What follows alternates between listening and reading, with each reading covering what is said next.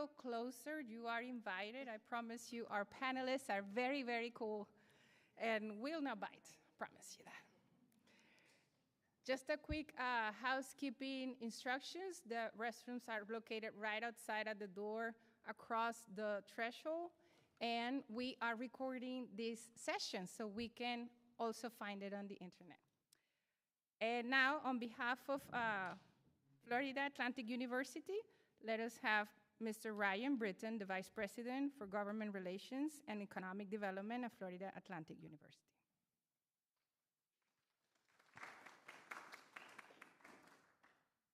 Thank you all very much. My name is Ryan Britton. I'm the VP for Government Relations and Economic Development here at Florida Atlantic. I want to welcome you all to the Stiles-Nicholson Brain Institute, our newest facility here on the Jupiter campus. We're so pleased to have you, and we're so pleased to host this conversation. I want to thank all of our panelists. I want to thank Virginia and Julie for doing this again. We've already hosted one of these, and it was a great success on our Boca Raton campus, and the desire from the community and others to want to continue this conversation was something we're happy to do. I bring greetings on behalf of President Adam Hasner. President Hasner just began at the university. He's in about week 6 of his journey as our new 8th president at Florida Atlantic. And so one of President Hasner's goals is to make Florida Atlantic the most welcoming place for Jewish life in all of higher ed and all of South Florida. And we are happy to do that and happy to, again, host conversations like this to be able to continue these dialogues and bring the community in as well as our students into these conversations. So we thank you all so much for coming. Please make yourselves at home. And I hope this isn't for anyone it's their first time to the university. I hope it's not your last. Come back and see us.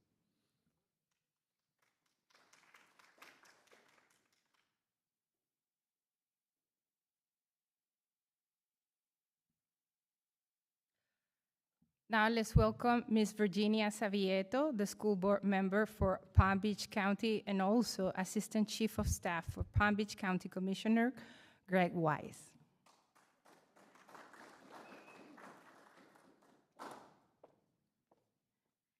Good evening. I'm going to read a letter from my boss, County Commissioner Greg Wise. He couldn't be here, and he was here with us at the last event, so these are his words. Good evening. Regrettably, county responsibilities prevent me from joining you in person, but I want you to know how strongly I support tonight's forum. On October 7, 2023, Hamas terrorists killed more than 1,200 people and kidnapped roughly 250 others, the deadliest day for Jews since the Holocaust. The shock waves continue to shape global politics, markets, and public discourse, while fueling a disturbing rise in anti-Semitism. Understanding those ripples is essential to respond with clarity, compassion, and resolve. That is why the work you're doing here matters.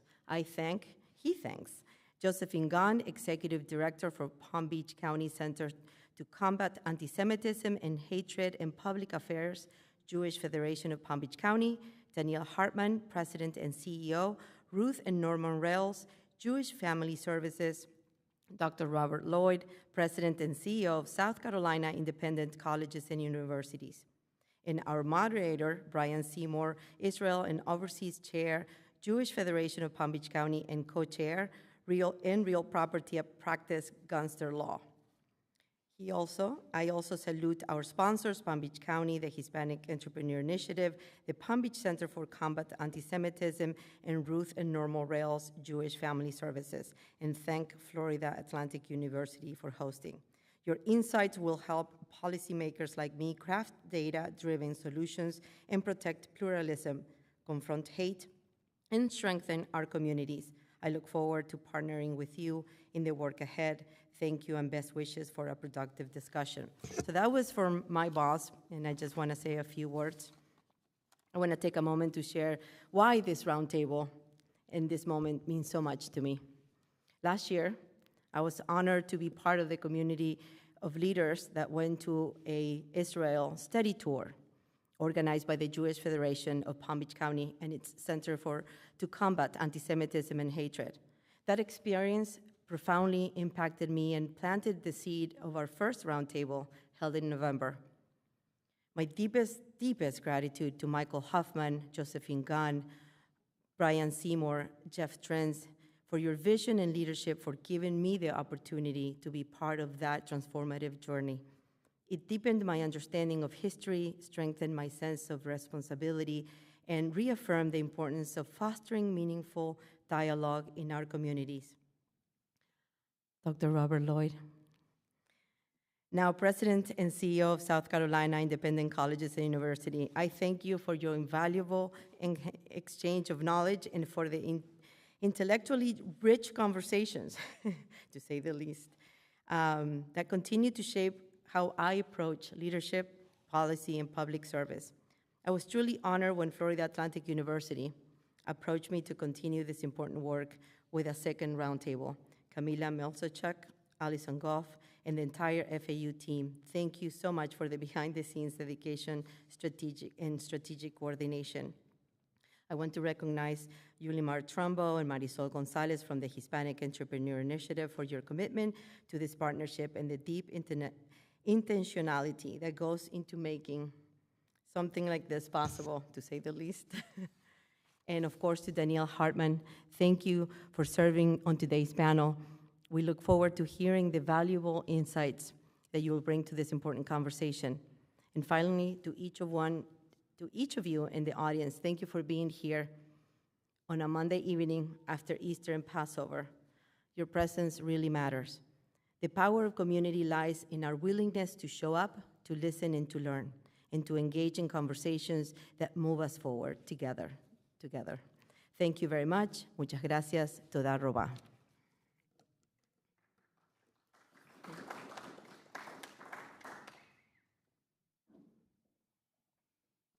Okay, I'm serving two roles today because I'm a little bit of a master of ceremonies, but also I get the honor to be one of the organizers for this event. And so, again, my name is Yulimar Trumbo, and my organization is the Hispanic Entrepreneur Initiative. I came here to the United States 20 years ago. I married here with a gringo, of course, 20 years already. I have my two children that have been born and raised here.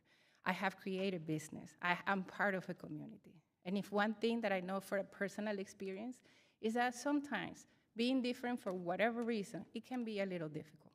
And for us, as a Hispanic community that also has deep relationship with the Jewish community, it's very important to reach out, to understand and create opportunities and spaces of dialogue for everybody to understand and come closer together. At the very end of the day, we are humans living a human experience here in this world, and we can make this community better by being together.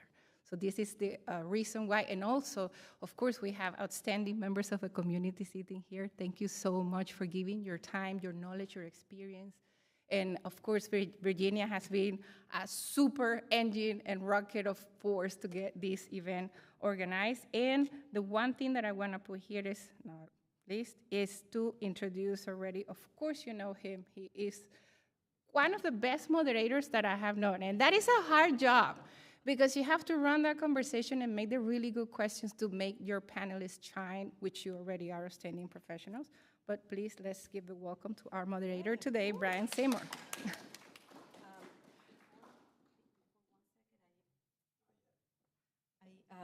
I forgot to introduce my partner, Mr. Matt Lane. He's a school board member from District 1, which is Jupiter here. Thank you so much.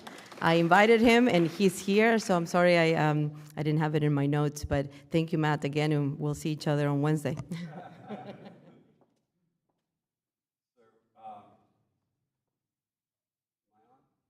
Not that I ever need a microphone. I know,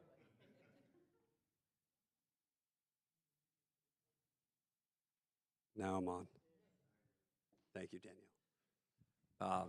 That was make everybody else feel good. I can't. You start with he's the best moderator. I can't start that way. I got to lower the bar. So now everybody knows I'm not so great. I want to start with thanking the three ladies who are sitting up front, and you've heard from and seen. This is not happening without that. Ryan Britton and the staff here at FAU, and of course Adam Hazard, whom I've known for longer than he would care to admit. And we ran into each other at the Capitol, and the first thing he said to me is, Brian, we need to work. This is going to be the most Jewish-friendly campus in the country. And my response was, you're pretty good. This campus has always been friendly to the Jews. It's always been inclusive. It's always been about the entirety of this community. And it serves this community incredibly well. And I feel very lucky, not just to be here, but to have many friends like Ryan and Peter Cruz, who are part of the university here. I've gotten to teach a little bit, spend some time, do some things, and it's just a tremendous asset to this community, and I appreciate that you recognize the importance of what we're doing. To my neighbor, Matt Lane, thank you for being here. I appreciate seeing you tonight. And to Noel Martinez, who is the Palm Beach North Chamber of Commerce CEO, every time we do something relative to Israel and what's gone on and what is happening to the Jewish community, Noel is there to stand by our side, and it is not unnoticed, and it is incredibly appreciated, and we love you very much and appreciate you for being here. So Commissioner Weiss talked a little bit about this, but on October 7th of 2023, the world changed pretty dramatically for Israelis in general. And I say that distinct from just Jews because there are over 2 million non-Jewish Israelis. And it changed for Israelis and Jews around the world. On that day, which was a significant religious holiday, Simchat Torah, in an act of war, 5,000 Hamas terrorists infiltrated Israel, crossing internationally recognized sovereign borders. I want to say that again. 5,000 Hamas terrorists crossed internationally recognized sovereign borders and murdered 1,200 innocent people. This was not an attack on a military base. This wasn't an attack on an institution.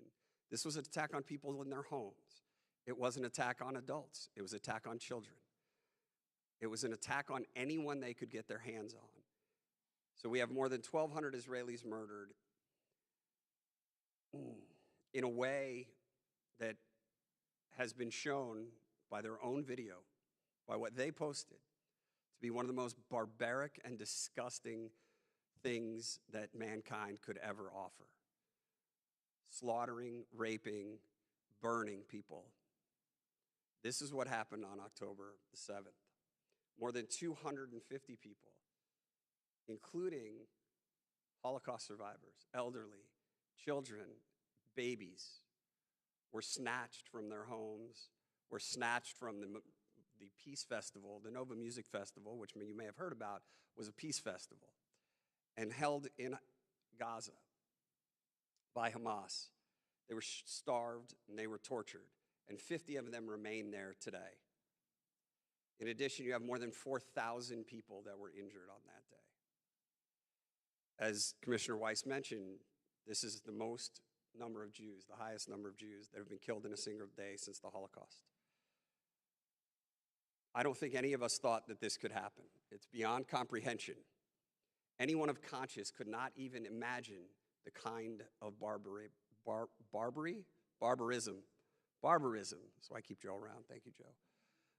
The kind of barbarism that we saw on that day. But what's happened since October 7th is almost more striking and almost beyond comprehension, beyond the comprehension that we could not imagine. And it's the reaction of the world and the impact that it's had. Despite the atrocities, despite that the war was foisted upon Israel, we've seen Israel vilified. We've seen Israelis vilified. The acts of the war that I just described to you, hardly ever mentioned. Now, 563 days later, with 50 people remaining hostage. At best, you get a footnote about what happened on October the 7th. Did you know, for the very next day, for instance, because this doesn't get talked about a lot, that the supporters of Hamas all across the world were celebrating, justifying, underplaying, and outright denying the facts of this bloody attack? The rapes did not occur despite that there was video evidence. The United Nations said not a word. Believe them unless they're Israeli.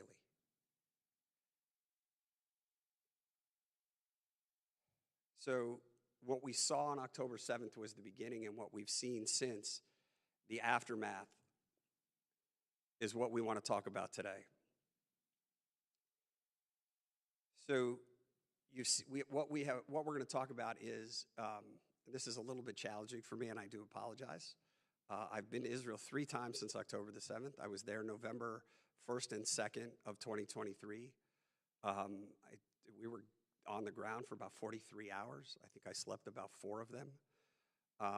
And I saw things I never thought that I would see. I heard things that I never thought that I would hear. And I will never be the same as a result. But I also went twice with people like Virginia, Noel, Robert, who stood up and said, I want to go see for myself what happened. And I'm just as emotional about that. I'm just as touched in my core. And I will never be the same about that either, to know that we were not alone, to see what had happened. And yet I look at the world, and I hear what people say, and I wonder what's going on, and I wonder why. So we're going to talk a little bit about what this has meant, what's occurred, both politically and economically, the social impacts that it's had, and what we've seen on the media, in the media. And I will tell you, if I can get this to work, so everybody, just for quick benefit, this is Israel. Every other country you see has one thing in common. It is a Muslim country. Now, some of them, like Saudi Arabia and Jordan, have defended Israel since October the 7th. When Iran shot missiles at Israel, they helped defend Israel. It was the United States, Saudi Arabia, and Jordan. I will tell you, I was in Saudi Arabia in 1991, and I had to change my dog tags to say from Jewish to no preference. So the idea that Saudi Arabia defended the Jewish state is beyond my wildest dreams. So I'm not saying this for the point of just the surrounded by enemies, although Syria, Iraq, some Egypt, Iran, these are enemies. They are definitely surrounded by enemies. But the point is, Israel, that tiny little country that's not even quite all of the yellow circle, which is surrounded by Arab Muslim countries, is the only one that is vilified in all of this. So we're going to talk about these things, and what you can see is that one impacts the other. You can't talk about the economic and political implications and what happened post-October 7th without talking about the media and without talking about what that does to us as Jews and what that does to Israelis. It's estimated that over 1/3, which is over 3 million people in Israel, have direct trauma as a result of October 7th and the aftermath. So we're going to talk a little bit about this, and I'm going to give each of our panelists an opportunity first to give a short intro, and then we're going to have a conversation about how some of these things may impact one another, and each of us is going to talk from a different perspective. Joe is going to talk about the media, Danielle about some of the cultural, and I will venture to say emotional issues that we faced, and Robert, some of the political and economic issues. So I'm going to just go directly in line because it's easier for me. So Joe, why don't you give us a start? Thank you, and thank you for framing that, because it is a footnote of what actually happened, and it's always worth remembering. So when talking about the media, obviously, it's important we start with facts, not opinion or anything subject to interpretation, simple and clear facts. And they are in very short supply. Just for your edification as a way of background. And we're starting recently. Israel completely withdrew from Gaza in 2005, leaving infrastructure, greenhouses, everything behind. And even after they left, they continued and currently do continue to supply electricity and water, food and medicine. And they have done this continuously. If the Palestinians had wanted to build a democratic and Palestinian state in Gaza, they certainly have had an opportunity. Instead, Hamas took over Gaza and turned it into a terrorist haven, murdering, subjugating any Palestinians who objected or tried to stand in their way. Hamas is an arm of the Muslim Brotherhood. It's driven by Islamic jihadism, an extremist political ideology of which the genocide of the Jews is an essential feature to ensure their salvation and redemption and to bring them closer to God. Hamas has said that it is prepared to accept the destruction of Gaza and the martyrdom of thousands of its people in order to realize this religious obligation. Islamism is an ideology of hate that wishes to destroy Jews, Christians, and ultimately Western civilization. It is a global jihad. It is a holy war. But on social media and in the press, you will not hear what I just set out. You are much more likely to hear that Jews have no place in the land of Israel, that they are not indigenous, that they are colonial settlers engaged in an occupation of the land, that the land belongs to the real indigenous people, the Palestinians, who are considered black and therefore oppressed by the white European Israelis. You will also hear that the goal of Zionism and the Jewish state is to displace all Palestinians from the land, whom they argue have been chased out and become refugees. And this displacement has been reinforced by Israel creating an apartheid state and engaging in genocide. The problem is that there are no facts supporting this narrative. It can be easily shown that Jews are indigenous to the land, both by biblical and archaeological evidence, and that there is no apartheid state. There are more than 2 million Arabs, Israelis, with the same rights and protections and opportunities as the Christians, Jewish, and Druze Israelis. That there is not a racial oppressor conflict. To see Israel is to see Jews of all colors. Somebody called it shades of coffee. And that Jews are certainly not engaged in colonization in our own country, let alone committing genocide. Israel has no intent to eliminate the people of Gaza, an intent being the definition of genocide. And deaths due to war are not genocide. So what happened in Israel on October 7th is not about a desire for a Palestinian state or to rectify a wrong perpetrated by Israel. It is about terrorism. It is about the elimination of Israel and the annihilation of the Jews. Despite the evidence that Hamas is a terrorist organization intent on a holy war, first against the Jews and then the rest of the non-Islamic world, it's all there for people to see, but we don't hear about it. Instead, we hear only lies that are easily refuted and often retracted, although not so much publicly retracted or reported. So why is this? Why is in the Western world do we ignore the facts when it comes to terrorism against the world's only Jewish state? And why do we not see the same blind adherence to an invading force as we've seen with Russia, or reporting on an actual genocide going on right now in Sudan? The short answer to this question is decades of planning by nation-states bent on destroying the Western world, particularly Iran and Qatar. Hamas and its backers know it currently cannot win its holy war on the battlefield. It's counting on its highly developed propaganda war to ultimately win the day. It does this by trying to undermine Israel and Jews in world public opinion. It constantly demonizes Jews and delegitimizes Israel. In this way, it promotes and relies on ingrained anti-Semitism throughout the world.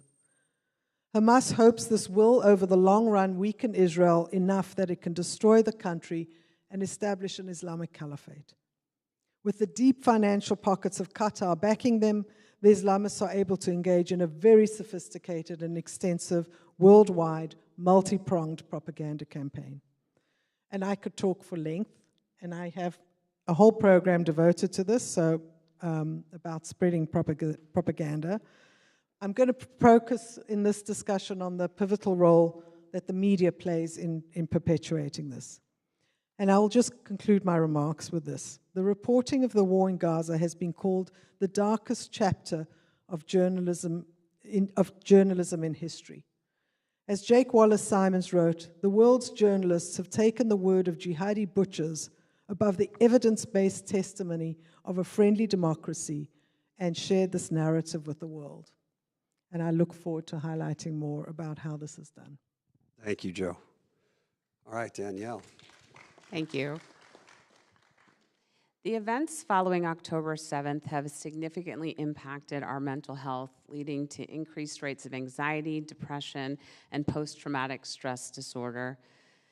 The events of October 7th created a new reality for Israelis, one consisting of gut-wrenching experiences unlike any since the founding of the state.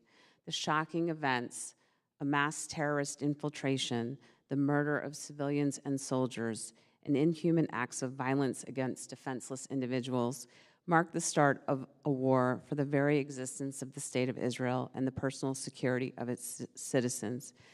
The ramifications of the October 7th events are evident in their impact on the mental state of Israeli residents from all parts of society.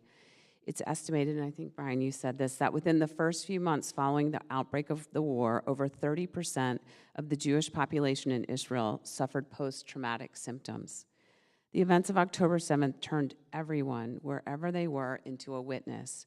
The physician in the emergency room, the social worker in the hotel taking in evacuees, the teacher in the school or the preschool, the volunteers, and the other professionals and care providers of all kinds. They were and continue to be witnesses to horrors that are almost incomprehensible. For many Jewish people in Israel and the diaspora, October 7th represents the most devastating collective trauma of their lifetime. Through this conversation, I hope to clarify the differences between trauma and PTSD, how October 7th had specific impacts on the mental health of special populations such as healthcare professionals, soldiers in the IDF, Holocaust survivors, families and students in U.S. universities, and the effect of prevalent anti-Semitism has had also on our mental health. Thank you, Danielle. Dr. Lloyd. Thank you, and thank you all for being here at this very important event. And thank you again to FAU for hosting us here. I would say the conflict in the Middle East it's complex, but it's not incomprehensible. And I will be looking at it through a geopolitical frame, which takes a look at the politics, the economics, the social, and the role of geography in the area. One of the things I want to emphasize here is that the events were like an earthquake with shocks that sent fractures through the Middle East, and then the series of aftershocks, which are still with us today. So the conflict is not over, or the conflicts now is not over, and I'd like to highlight just a few ways in which this continues.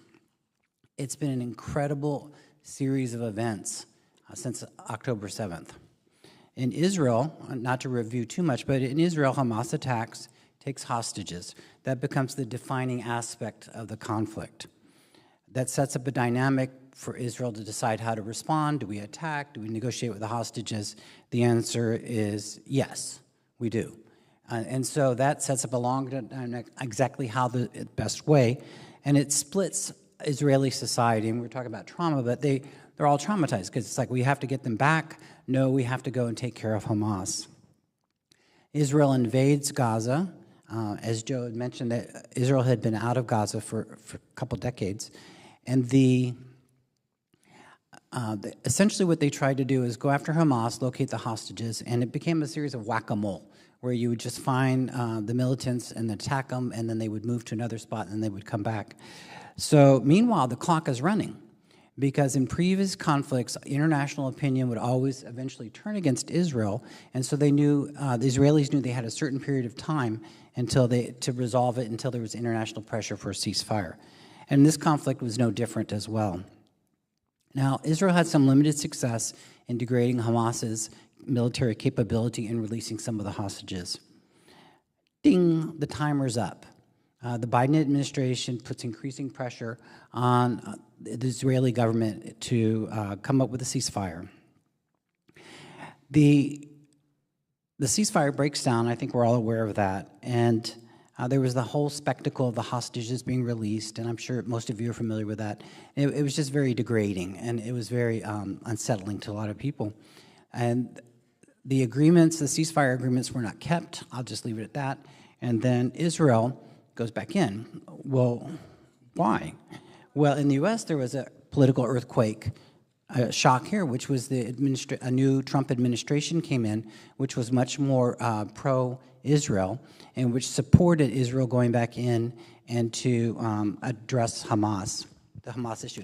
In fact, President Trump went so far as to say, why should Palestinians be there in the first place? They could go elsewhere, which, again, it just changes, whether it's rhetoric or just offhand remarks, it's a very different dynamic than the previous administration.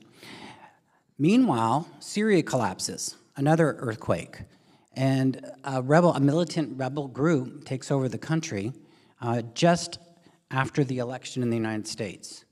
And so you have this other political earthquake there, leaving a power vacuum, which is then soon filled. So Russia is a loser. Russia gets kicked out of Syria, basically. Iran's a loser. They get kind of kicked out. Turkey's a winner. They can introduce some troops.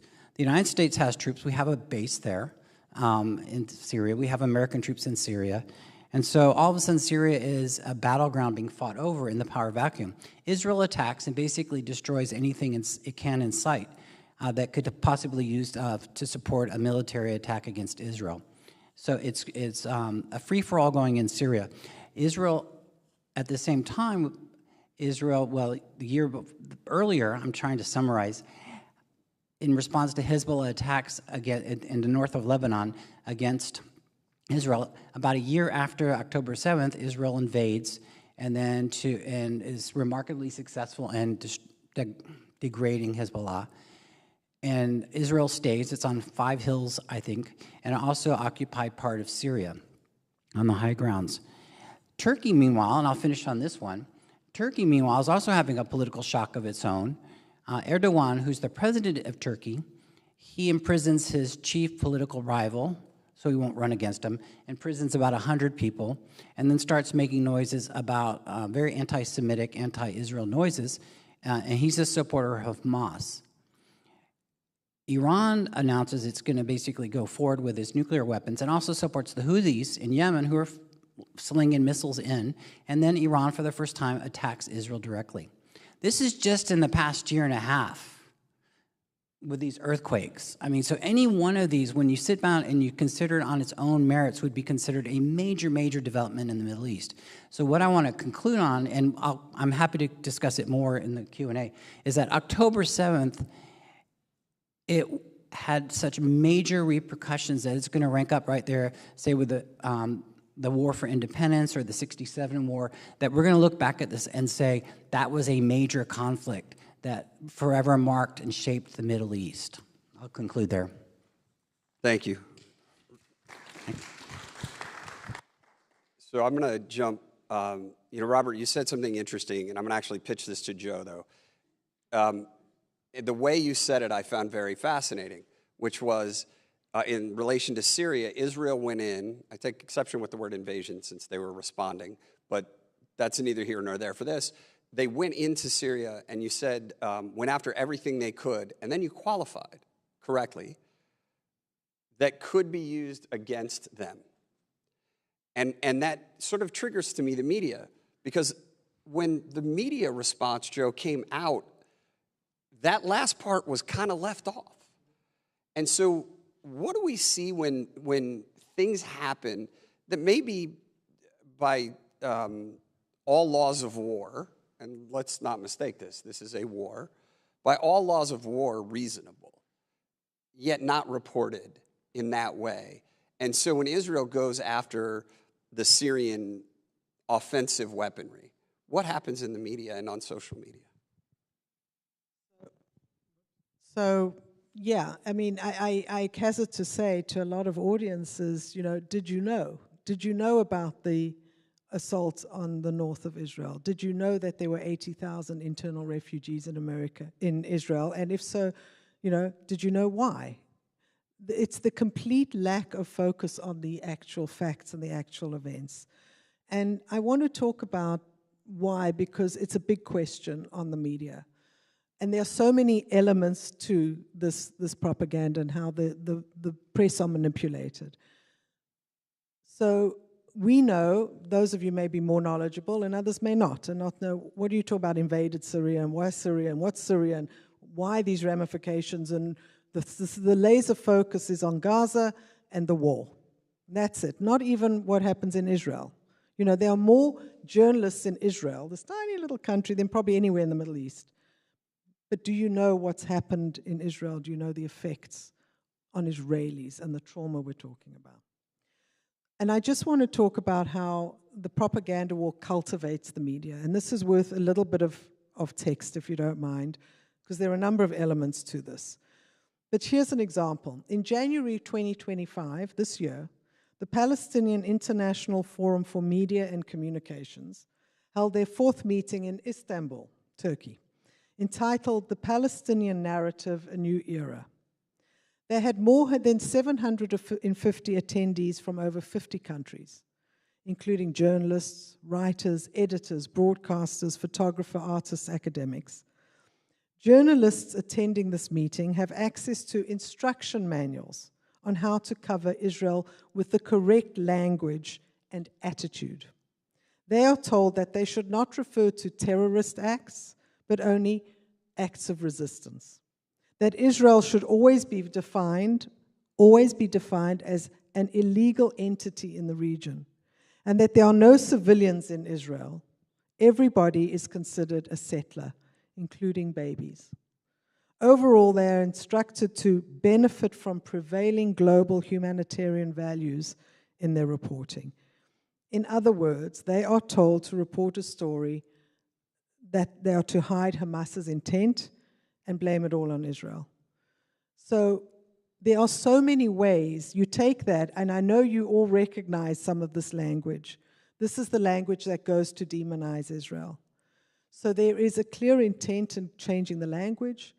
There is a human rights element to this. There is what we call a red-green alliance that has infiltrated human rights organizations, and NGOs are looked at as somehow experts in the field. And they opine, and the press quotes them, and so it goes in the circular motion as though they are somehow valid sources of information. But by framing this conflict as a human rights conflict, it has legitimacy. The fact that these NGOs and many nonprofits think Amnesty International, Human Rights Watch, are themselves captured by this narrative that I described earlier of Israel as the complete pariah. So it becomes the circular thing, and you see it with the International Court of Justice, but it becomes put in human rights terms. And that becomes a very powerful enticement for people to see and read the news, and it seems to make sense. And then you feel you're on the side of right. The fact that you don't know anything is another story.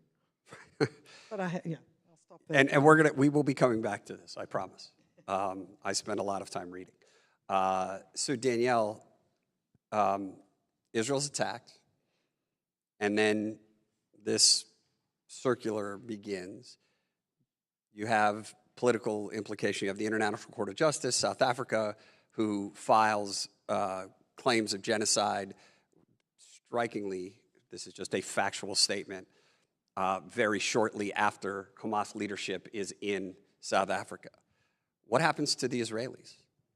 They're defending their lives, their children, their families, and this is beginning to happen. What does that do to them? Well, I think we need to step back and actually define what trauma really is, because I think a lot of times, and even, we see something in the media and we say, oh, that's traumatic, or the collective trauma, but do we really know what we're saying when we say those words? So I just want to define what trauma actually is, and this is from SAMHSA, which is the Substance Abuse and Mental Health Services Administration. Trauma is an emotional or physical response to one or more physically harmful or life-threatening events or circumstances with lasting adverse effects on your mental and physical well-being. This could be something you've personally experienced, witnessed happening to someone else, or even heard about happening. And I think in the case of what we're discussing tonight, every one of those situations happened. I don't know anybody who didn't have a friend, a relative, a teacher, someone they knew from the Army that was not affected by October 7th.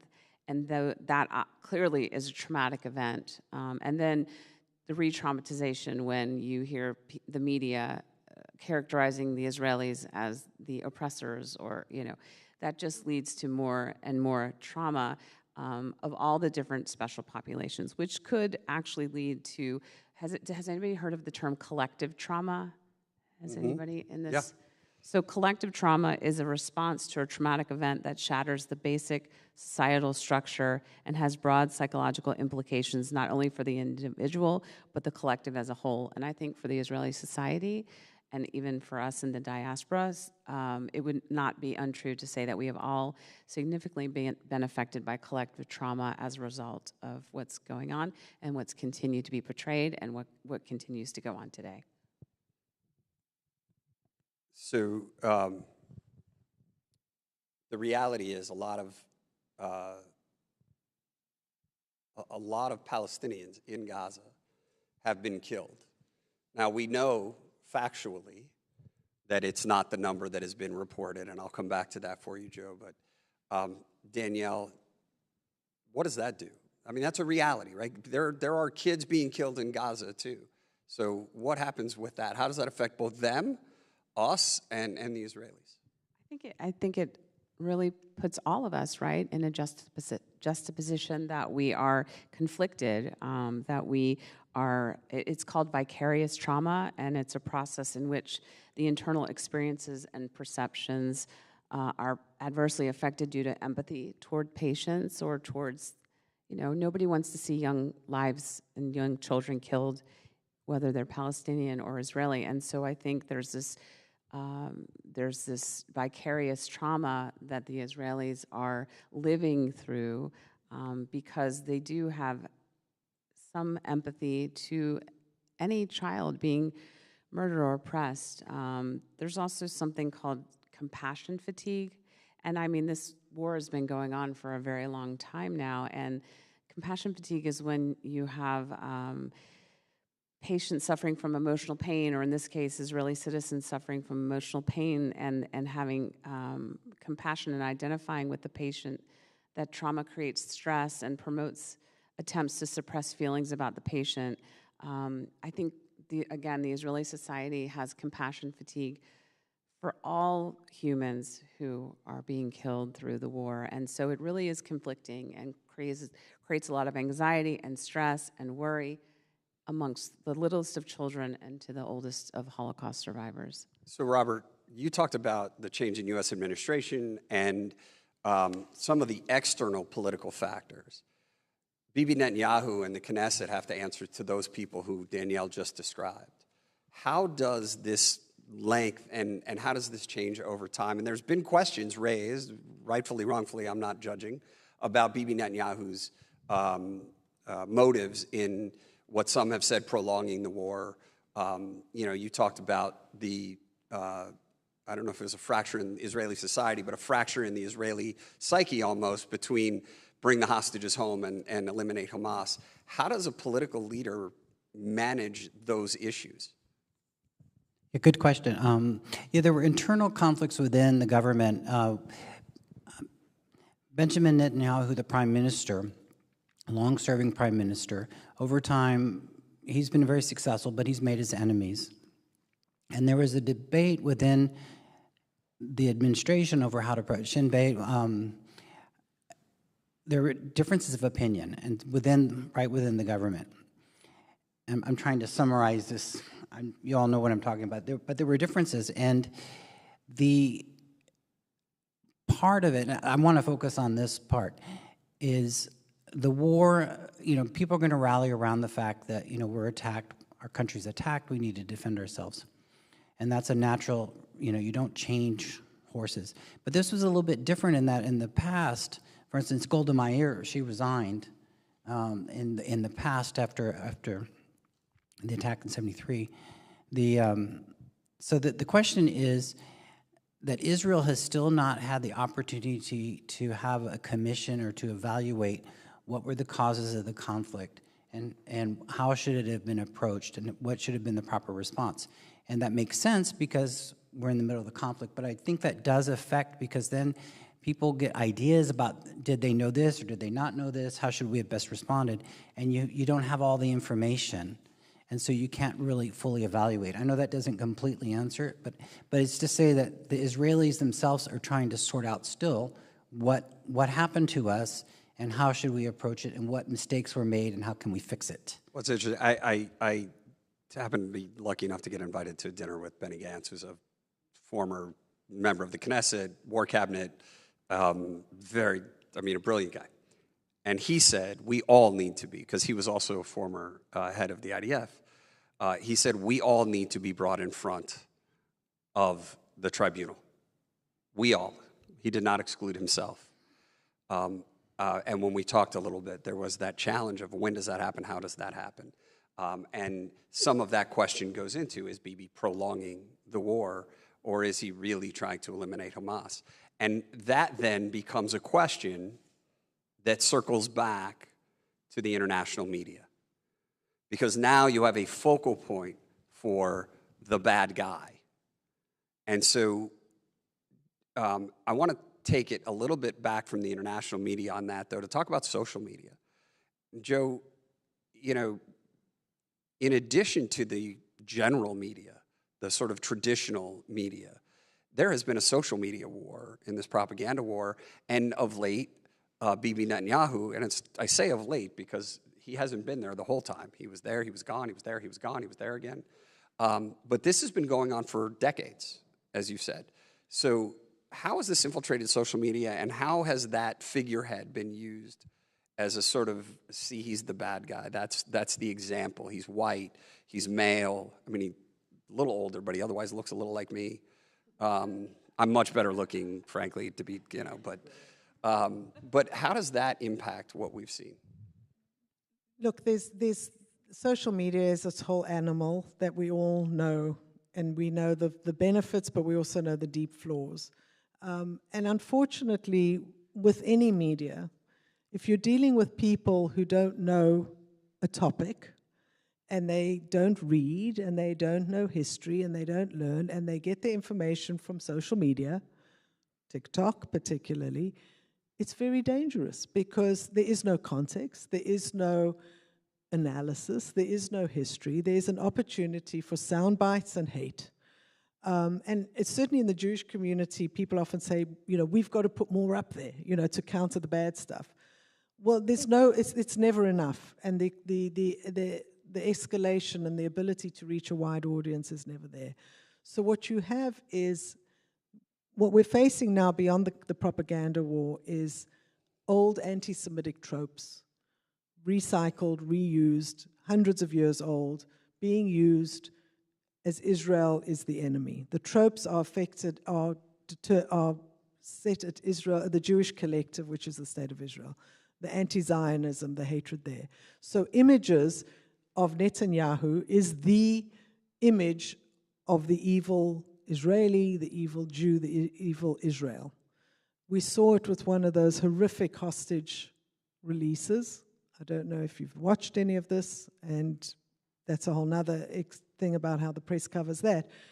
But if the ones where they delivered bodies of the Bibas family, in the background there was imagery of Netanyahu in old anti-Semitic tropes of a blood libel, or that Jews feed off the blood of Christians. And he had blood dripping from his face, portrayed as a vampire. It's that's when I talk about the propaganda war. It's imagery, it is old tropes being recycled and used in new ways. And then you focus merely on one side of the conflict. So every social media posting, every media posting is focused on the war and the impact on the Gazans and not on the Israelis. So Israelis are asked to show empathy to the Gazans, and yet none is afforded to them. The trauma of the hostages has rendered the society apart. It is foundational to everything. And, it's a footnote if you're lucky in most things, and it's certainly, the Jews post stuff about we're wearing our yellow stars, we know the names. Why doesn't every American know the name of an American hostage? We know when Russia abducts people, There's something seriously wrong with that, and whether it's mainstream media or social media, that is a problem. And I'll give, just you mentioned casualty figures. This is an example, a profound example of whether, can I say Yeah, about I that? forgot to come back to it, so thank you. That's fine. It's like thrown out lies as though they are facts, and then it becomes the truth. You know what they say, lies run around the world before the truth gets its pants on? Whenever the Gaza, the war is mentioned, 40,000, 45,000 dead Gazans. Okay, so this number is produced by the Gaza Ministry of Health, who is Hamas. It's Hamas. When Israel says, we believe 20,000 of them at least, depends what date you cut it off, are combatants, okay? This is not a regular army. These are people wearing civilian clothes. So it's never mentioned. They'll say the Gaza Ministry of Health, but they won't say who that is.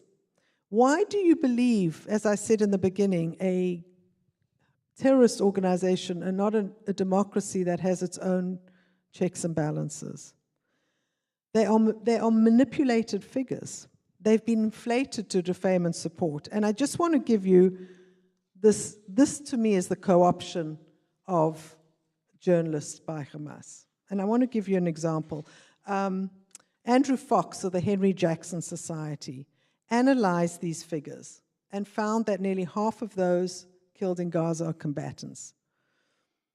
He studied 1,378 articles from the New York Times, Washington Post, Guardian, CNN, BBC, and other major outlets, and showed that only 5% of the report cited numbers released by Israeli authorities, while 98% cited Hamas's fatality figures. Fewer than 1 in every 50 articles mentioned that Hamas figures were unverifiable or controversial. But the few times that they did quote Israel, they were questioned half of the time. If you want journalistic malpractice, 84% of the publications ignored the fact that the Hamas figures failed to make a critical distinction between combatant and civilian deaths. And I will tell you, and I bet you didn't know this unless you really pay attention, Hamas themselves very recently admitted that of the fatalities between ages of 13 to 55, which is the general combat age for Hamas fighters, 72% are male. So they also admitted that those listed as war fatalities in Gaza actually died of natural causes or hadn't died at all. Where will you see this in the press? And if you do, it'll be a footnote. But the fact is, 45,000, that's the number, and we spew it as though we know what we're talking about. Well, and that's part of the problem. The lie gets out, the facts get shown to be wrong, and then there's a small retraction maybe on page 16. There isn't a headline that says we've been lied to. So how does that, Robert, you have this international press, you have people around the world screaming based on these lies. How does that affect the political support and implications for Israel? And how does that prolong the war? Little question. You have 30 seconds. I have 30. You have 30. Israel's been isolated. There's no doubt about it. The Europeans, I would say, are not, for the most part, pro-Israel. I would say certainly in the Middle East and Asia. Asia's kind of India would be an exception. They identify with Israel for a number of reasons, but the United States has been very stalwart in its support. At the same time, the United Nations is pretty clear is not exactly what I call sympathetic to Israel whatsoever, and that makes a difference. Because my line, I'm an international relations guy, so and I've done a lot of work at the UN, so a certain skepticism is built into me about the UN. But for a lot of individuals, it's an important international forum, and if the United Nations says Israel's doing bad things, then Israel's doing bad things. If it's genocide or killing people. So I think the rhetoric really, getting on to Joe's area, I think the rhetoric makes a difference in terms of how people respond. Moving forward, I would say that Israel is also beginning to have a very difficult situation for international public opinion. It's now back in Gaza. It's occupying militarily Gaza. From what I can see, it's going to be there for a while. It does still have some little hilltop stations in Lebanon, and it's also taken over some territory along the border with Israel and Syria, which is high ground. These are basically high ground, so you're up high so you can kind of see what's going on, rather than being lower where people can fire on you. So all that to say, that will get people's attention, and if it turns into a long-run situation, then Israel would be accused of simply using that attack as an excuse to extend its colonial hold on other areas. So I think that there's some peril in that one for Israel from an international opinion perspective. I'm not arguing for or against. I'm just saying I can see that moving forward. The high ground we call defensive position. We being, I was a military guy, for those of you who don't know. That's why I was in Saudi Arabia all those years ago when I had to have my dog tags changed. I want to take this out of Israel for a moment. I mean, we sort of did, but Danielle, specifically for you, and I get choked up in this. And I talked about it a little bit, but this has a significant impact on, and you talked a little bit about college campuses, and I have one who just graduated college last May and one who's still in college. But it's not just the college campuses. How has this affected, like, our neighbors? Not theoretically the Jews in the diaspora, but the people who are our neighbors here in Palm Beach County, people who live here, who care. And it's not as though, who care about Israel and who care about the future and long-term peace, long-term for the Palestinian people as well. I think sometimes we all feel a little bit helpless, right? What can we do? We're so far away. But I think, honestly, the Federation here has done a great job trying to build allyship and trying to educate the broader community, particularly the non-Jewish community, on all the things that they need to learn about the conflict and how to mitigate it.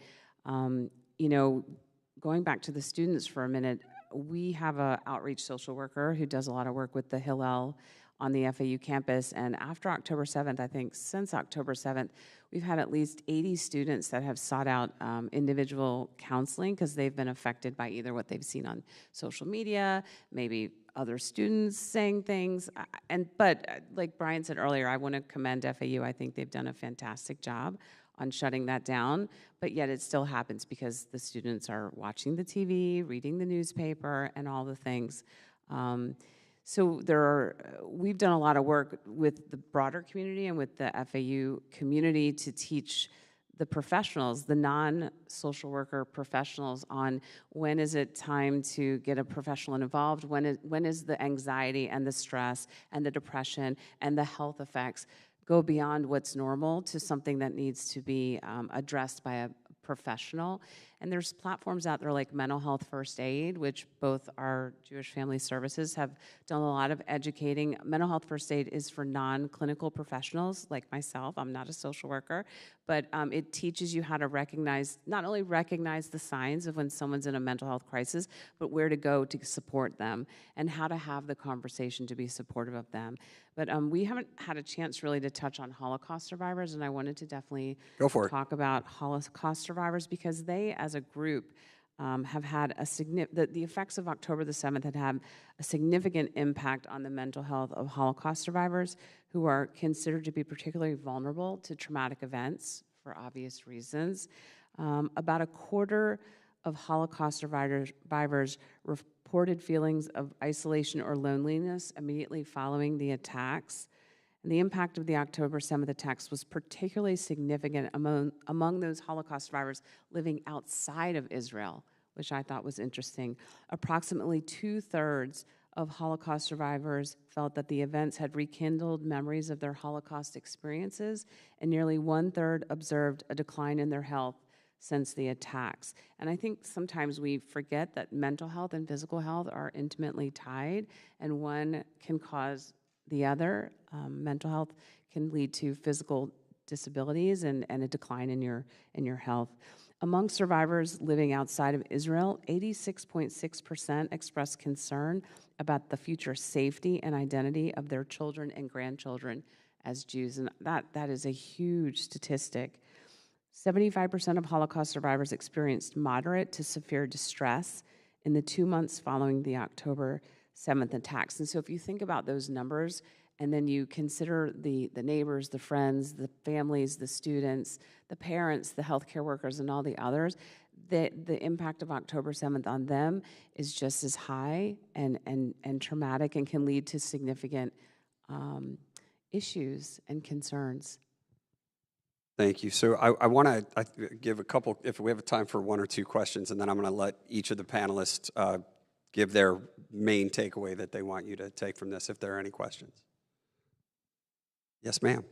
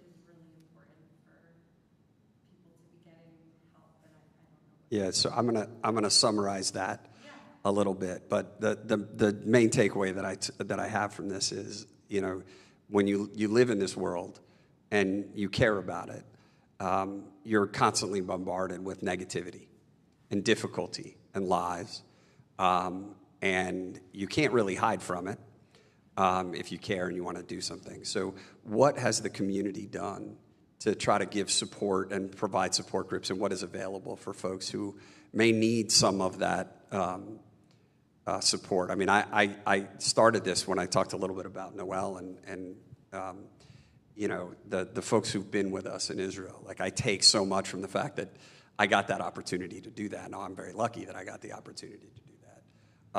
But what can we do? What's offered in our community?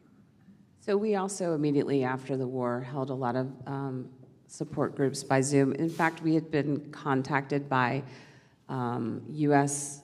parents of children, like my daughter, who made Aliyah and is living in Israel, and there were a lot of parents looking for support, feeling so helpless and so far away, and how can we? So there was a lot of that going on immediately after the war. It did sort of trickle off, like support groups are only as good as the number of people who want to attend and participate, and typical 8 to 10. So right now, we are not specifically about October 7th. We do lead support grief counseling, those kinds of things. I assume you live up this direction. I live in Boynton Beach. Oh, you live in Boynton. Okay. My father lives in Jensen, and then I have friends that work at the Federation. Sure. Posted it the other. So we have some. Great, let's meet up. We have some. So we actually have a senior center in Delray. It's technically a senior center, but anybody can go. And we actually get people coming down there. There's all kinds of support groups, as well as individual, talking to an individual counselor that's available. But, things like the mental health first aid is a great thing. Also, just avoiding some of those triggering activities. I know it's so easy to say, but being mindful, turning off that TV, putting your phone down, going outside, breathing in the fresh air. These things sound so simple, but they can have a profound effect on your own mental health by just taking a mental health break. Limiting your social media, I'm sure Joe would agree with that, and just taking breaks from the social media, and journaling. I mean, journaling is a great technique that you can use prompts to help get your feelings out and then appropriately deal with them. Also, I know it sounds crazy, but writing poetry is also very helpful. Anything you can do to get the movement out.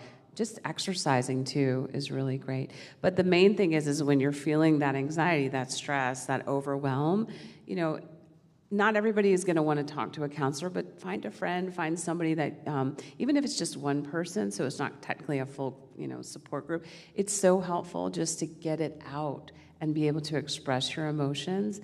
And if you find from those conversations that it's not enough, then you definitely should, all of us should be seeking mental health. And I do want to say in Israel, and again, the JFNA and the federations have been super supportive of supporting mental health and access to mental health in Israel.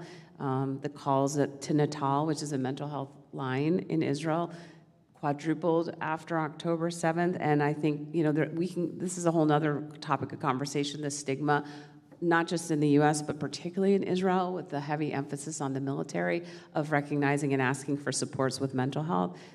The Israelis have come a long way, and we in this country have come a long way, but normalizing that conversation and making it okay to ask for help when you need it is number one. So you're definitely doing all the right things. Thank you. Okay, you're in charge. You get to ask me. Hey, but it's important, right?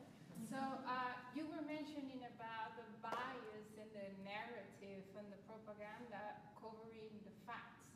Where do we find the facts? So this is a great question. This is something that is important because I want to be more educated. It's a part of why we're doing this, and I also want the community to say, hey, you can have your opinion, but find facts here and there. So what are those places where we So the question is,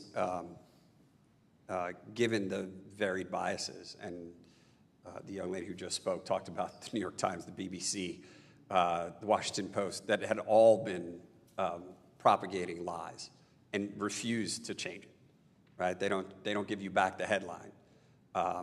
So where do you find those facts? Where do you find media that actually can, and sometimes that can then influence your social media as well, give you the real story? Great question, thank you. And not just biased journalists, but so-called journalists, by the way.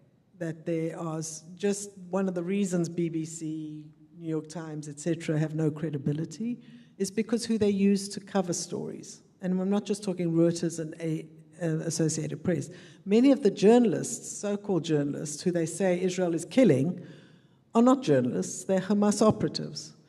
Many of them are members of Hamas, glorify Hamas, celebrated the actions of October 7th, and even participated in them. And the terrifying thing is that had these outlets just looked at their social media, they would have seen this. This is not difficult to find. Just open their Facebook pages. So this goes deep. This goes deep, and I have many examples I won't bore you with now. Here's the thing. There's like a parallel universe that we Jews who are Zionists and support Israel live in. We see the world, the media, the mainstream media, I know that has a connotation, but the outlets we've been talking about. And then we read the press that covers Israel. So I would say to you things like, just subscribe to the Times of Israel, for example. It covers Israel and world Jewry. And it will cover things that no one else is covering. It's like, I know all this, but I realize no one else, Brian knows this because he reads the same stuff as I do. It's finding the sources that actually have credibility, that are actually journalistic with real journalistic values. Imagine what those used to be. They are out there, and I'm happy to provide you with a list. But it's generally what's focused on the Jewish world. It's covered all the time. Allgemeine, Times of Israel. You can pick it's a very centrist newspaper in my view. There's some more on the left, more on the right. Read books by journalists that are not propaganda. History books. Understand what really happened. Not get your history from TikTok. That comes from a Hamas operative out of New Zealand.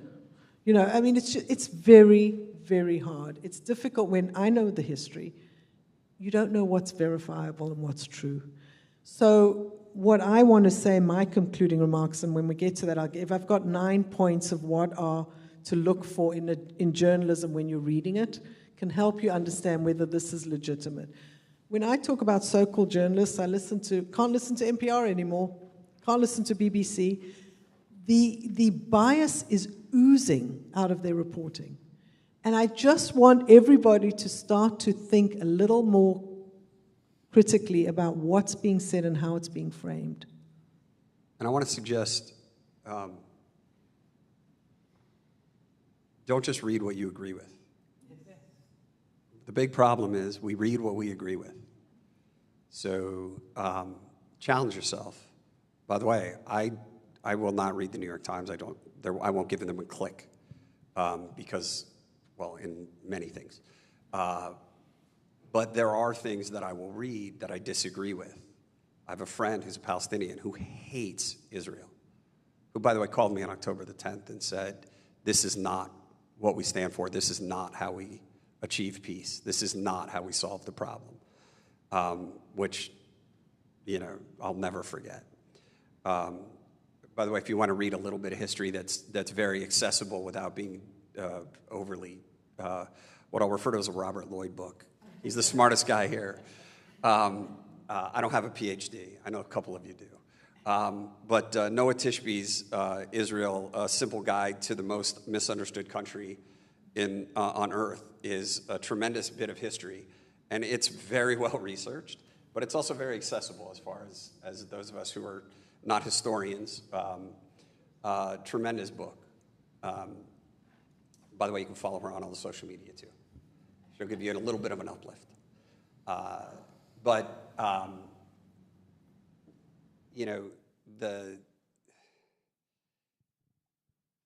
The questions of media are challenging, but don't believe for a second that just because you believe it is the only media you should follow, right? Because then all we're doing is what they're doing and believing our own hype. And so the more we read, the more challenging we get, the better off we all are. Because then we can actually have real discussions and acknowledge that not everything is perfect. And you can be Zionist and not support everything Israel does, just like you can be a patriot and not support everything America does. It's not different. Somehow, though, you cannot be pro-Palestinian and question anything that Hamas does. And I think we all ought to ask the fundamental question of why. Why are we having a discussion and they shout at us? Why can we question and they cannot? How many people know that Palestinians in Gaza started speaking out publicly against Hamas a couple of weeks ago? And the pro-Palestinian crowd, which I'm not sure is actually pro-Palestinian at all, because they perpetuate these lies, said nothing. Where was the New York Times when those people were murdered by Hamas? So if we start doing just us, we're going to get to just that place where we won't talk about what we did wrong if we did wrong. And that's important to recognize. Any other questions that we have? I wanted to take a stab at the media question. Stab the media. Yeah, because Wait, it's a source of information. And as political scientists, it's like I'm a big sponge. And, how do I know as someone consuming the information, the data, that I'm not reading biased information? So my first assumption is I'm reading biased information. That's my first assumption. So whenever I read a story, I always try to say, why was this story written? Who wrote it? And what was their aim?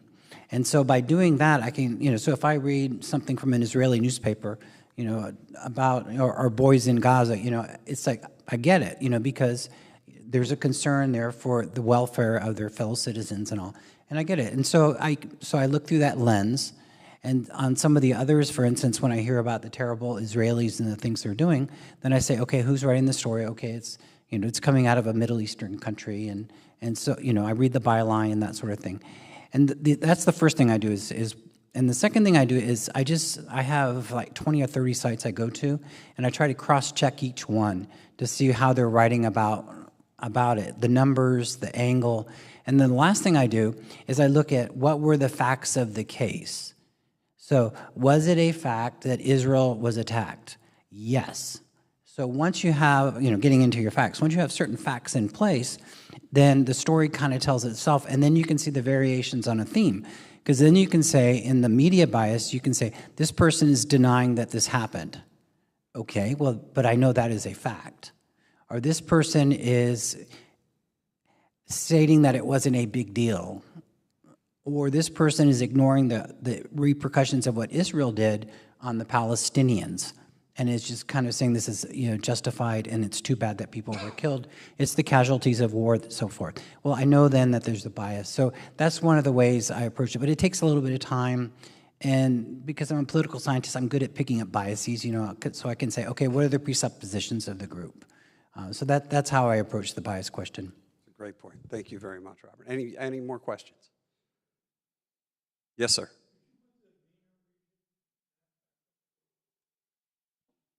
That map? That's good. It's the only one I have.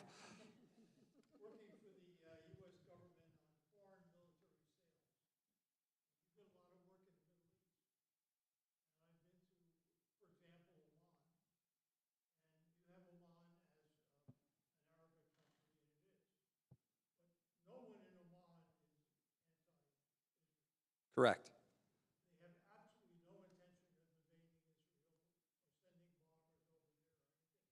Correct.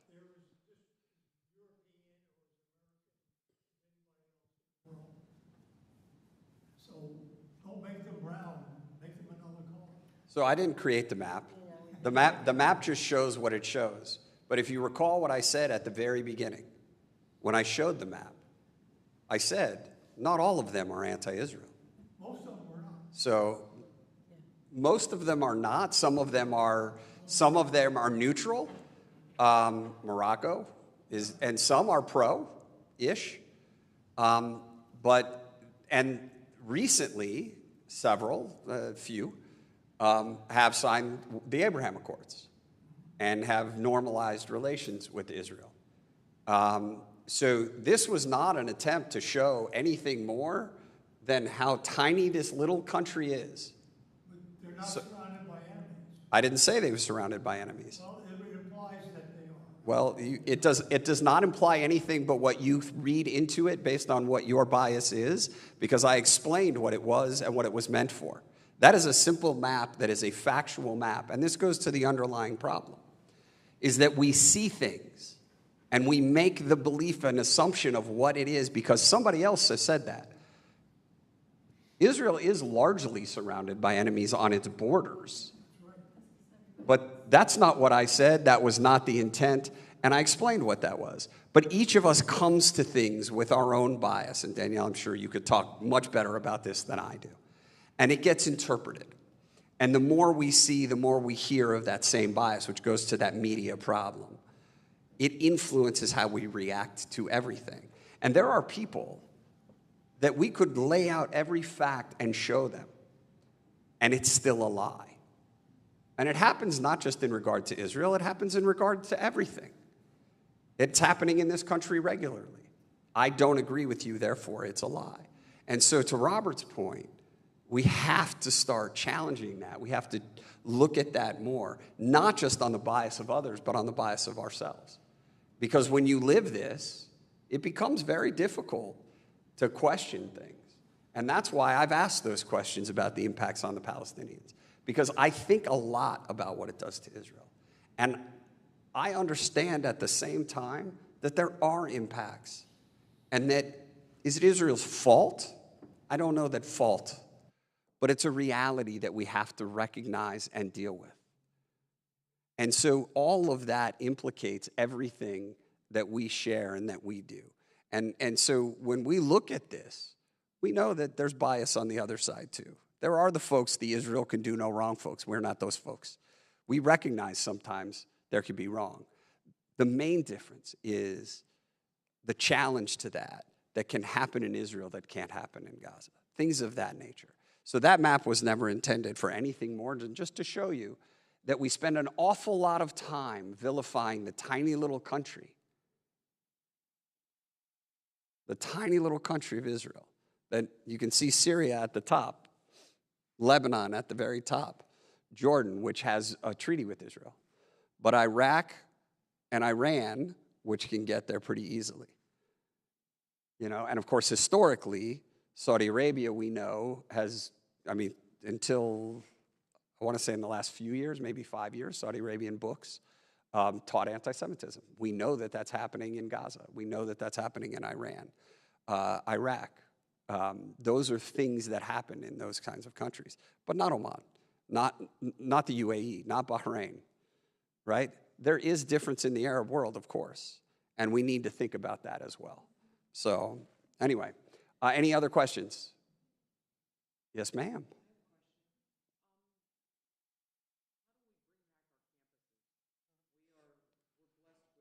An FAU, but that's not the norm. And how do we start winning, educating that propaganda war? So the question is, how do we bring back our campuses? Because we're very lucky to have FAU, but it's not the norm. I will challenge the question that it's not the norm.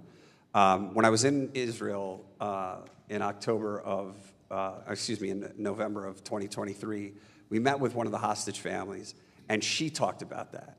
And I said to her what I'm going to say now. And I have 2 kids who at that time were on college campuses. Don't believe everything you read. Don't believe everything you see in the media. Most of our college campuses are not so bad. And even where my younger son goes to Penn State, and they had an event, the problem was not the event. The problem was some of the reaction.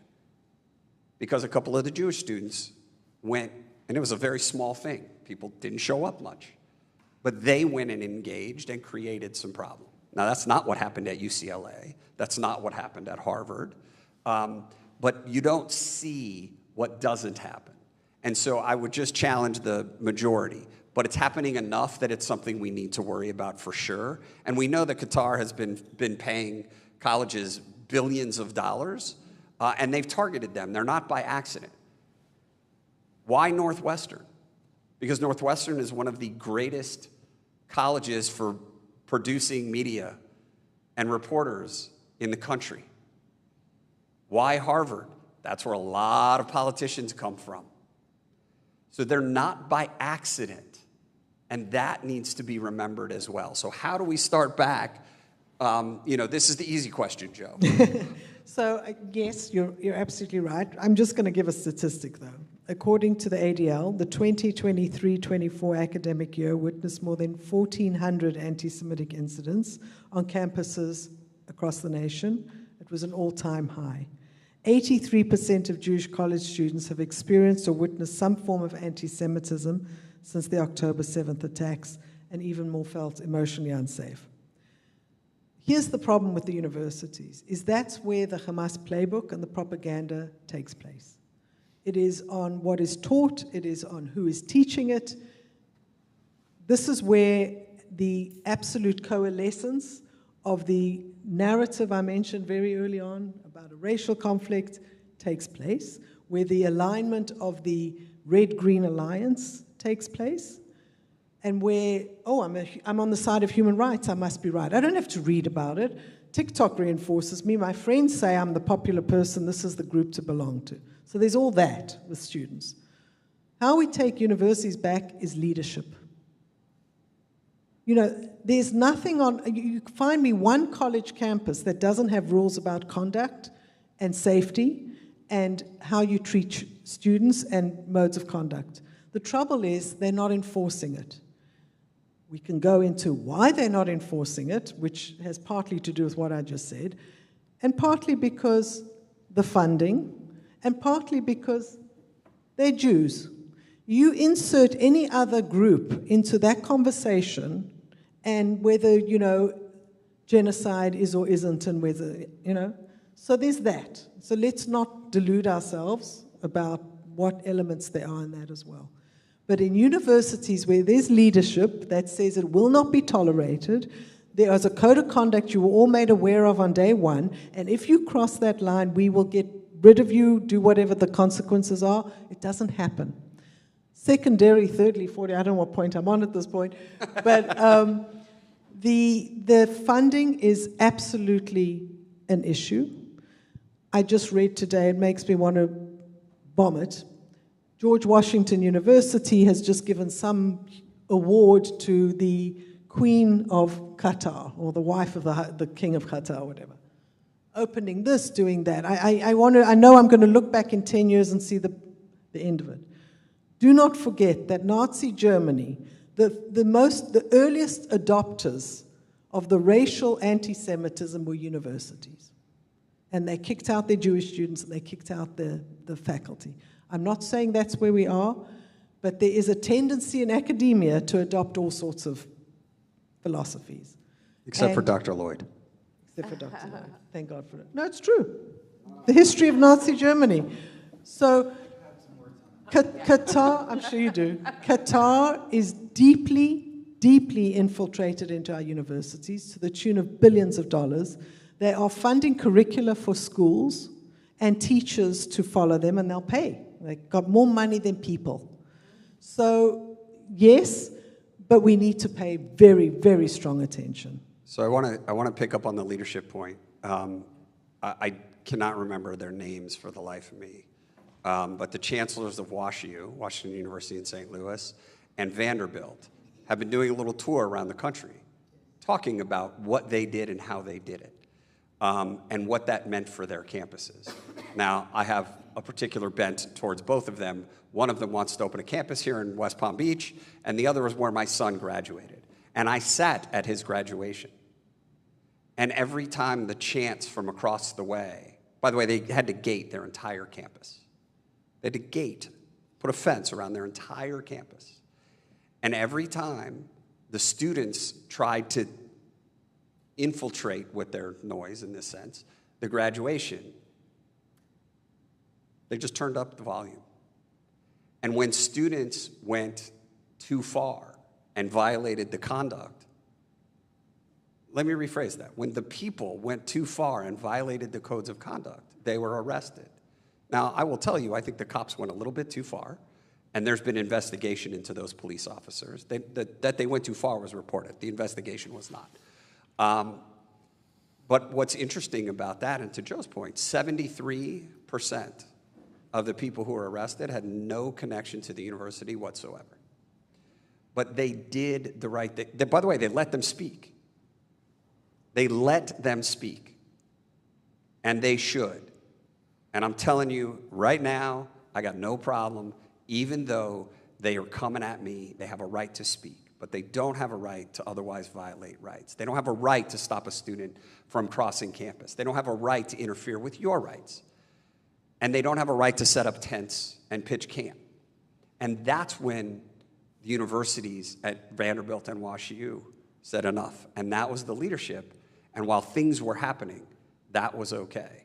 It's why my son had his moments, but could proudly walk around as a Jew at WashU, just like he could here at FAU, if he was here. Maybe we'll get him back, Ryan. Anything else? Oh, Robert, you wanted to? On the school, on the university. Sorry. Yeah, no, I can't. He wants to rebuttal time. Yeah, I think it's a good question. I think most campuses, and Joe might push back on this, are not anti-Semitic.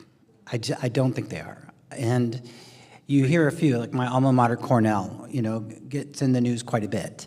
But in my new gig as president of this association of 21 private colleges and universities, I posted to the presidents. I said, is there anti-Semitism on your campus? Is this a concern? Do you have, incidents like that? No, we don't. We just don't. And if it were, then we would address it right away. And I was talking to one president about it, and he said, well, let's put it this way. If there was a tentifada on my campus, I would go and talk to him and say, you have to leave. And if not, then I'd call the police. So that, because we're not going to tolerate that on the campus. So there's one thing on a private campus, it's a private property. So you can do certain things that you can on a public campus like FAU, which is a public, it's public land. But a lot of where you see a lot of the anti-Semitic is on the elite campuses that are private in nature. And so it's much harder to know exactly how to respond on that. But it's not uniform across. Again, Southern universities, generally anti-Semitism, Joe would know all the statistics on that. It'd be much, much lower than maybe some of the urban areas in the Northeast and on the West Coast. Yeah, well, part of the problem is that, and it's just a problem we have, is that everybody else tries to define anti-Semitism for us.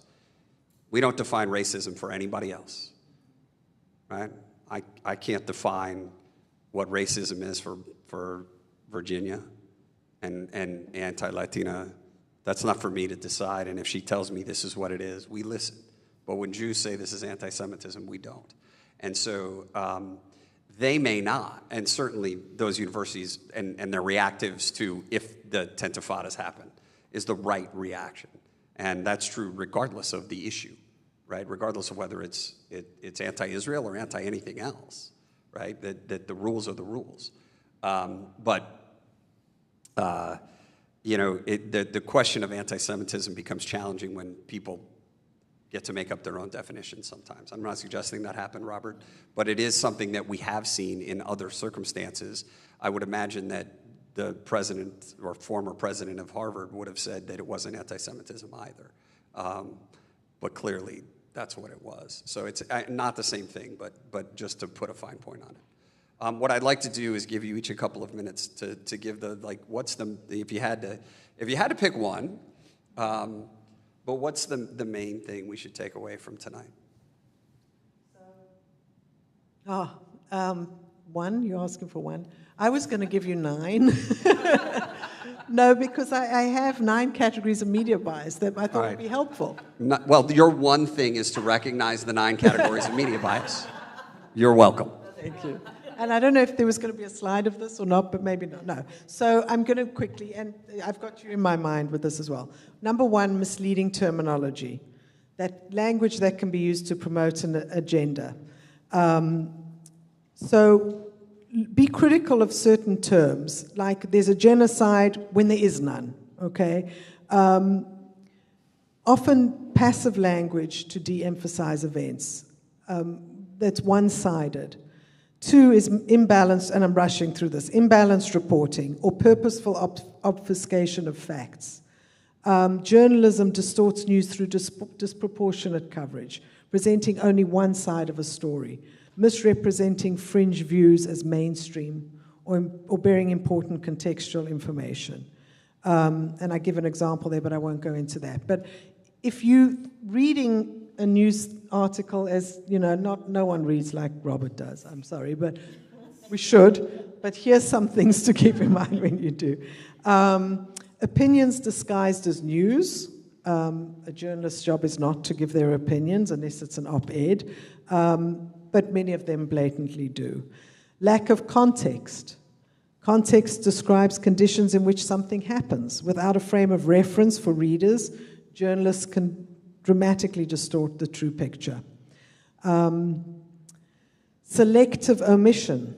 By choosing to report certain events over others or withholding key details, the media controls access to information. 6, using true facts to draw false conclusions. Even if all the facts are accurate, it's possible for journalists to draw illogical conclusions. Distortion of facts and mistranslation, getting the facts wrong, or intentional mistranslations to cover up anti-Semitism. And this happens a lot. So the English media mistranslate the word Yahud in Arabic to mean Israeli instead of Jew, which is its real meaning. So when a mob stormed an airport in Russia looking for Jews to lynch, the English newspaper, the English press called them anti-Israel. They were looking for Israelis, so that somehow that's better. when Gazans were protesting Hamas recently. The only part that was reported was, as, oh, this is Yahud, why they're killing the Jews. It was reported as Israelis.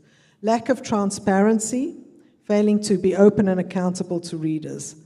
For example, when a journalist is embedded with a government like Israeli troops, they will say so in their reporting. But they don't say, we are in Gaza where Hamas controls the media. And the last one is beware the halo effect. And I mentioned this earlier, where reporters commonly cite international agencies, human rights organizations, as though they were the be-all and end-all, without actually questioning them. So something to think about as you read your multiple news sources. All right. I promise I don't have 9 things. You get 8. I definitely don't have 8 things. But that was really great, Joe. That was important. So I just want to leave you with the fact that trauma can take a toll on both our mental and our physical health. And our mental and physical health are deeply intertwined. So when one is under stress, the other is impacted.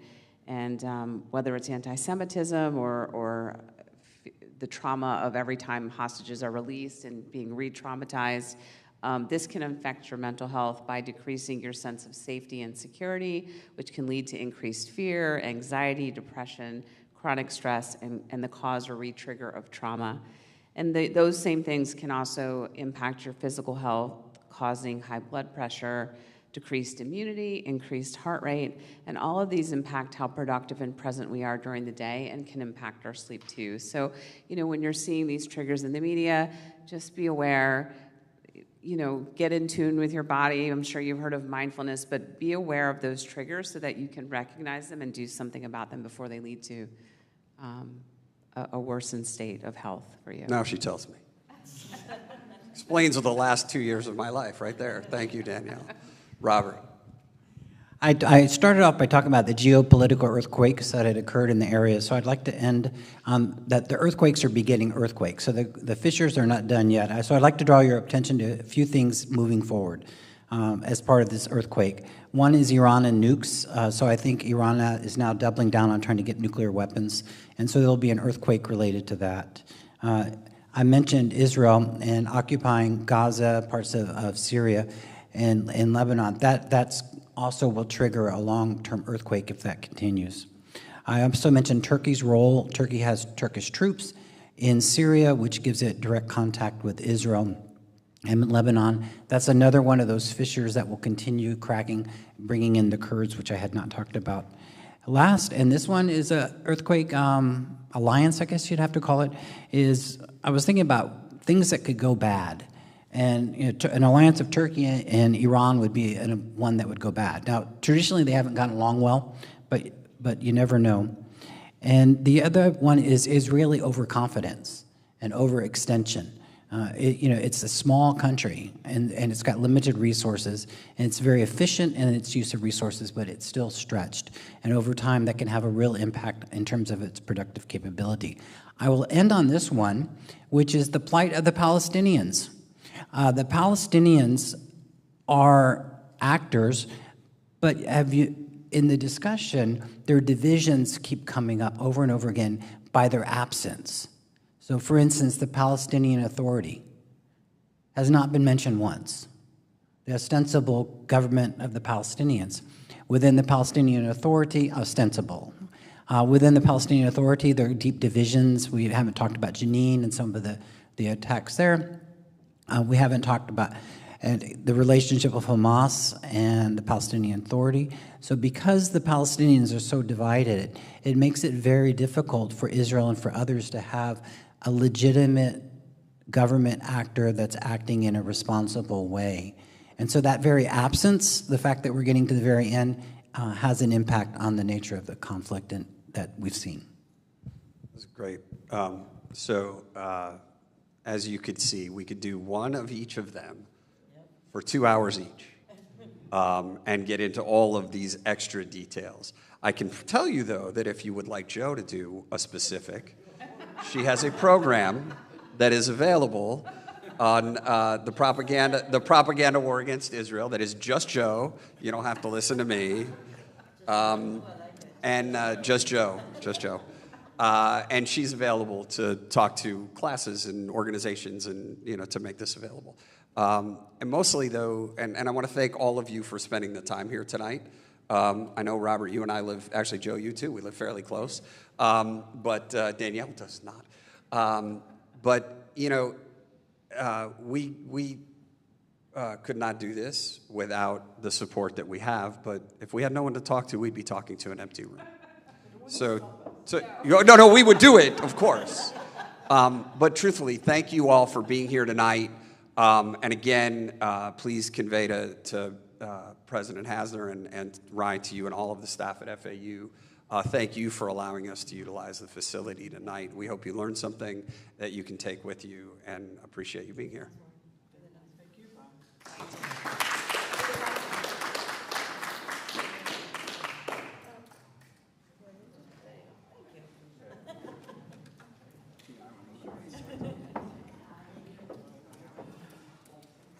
One photo here.